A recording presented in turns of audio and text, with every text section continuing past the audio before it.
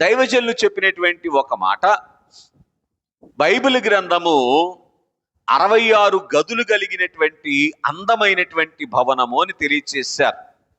ఒక్కొక్క గదిలో ఒక్కొక్క రకమైనటువంటి అందం ఉంటది. కానీ ఈ 66 గదుల్లో ఉన్నటువంటి అందమంతటినీ కూడా ఏమండి ఒక ఇంటిలోనికి తీసుకొని వస్తే అదే పెళ్లి కుమార్తె రూపు. కనుక బాగా వినండి, అనాదిలో సంకల్పించినటువంటి దేవుడు ఏమి సంకల్పించారు?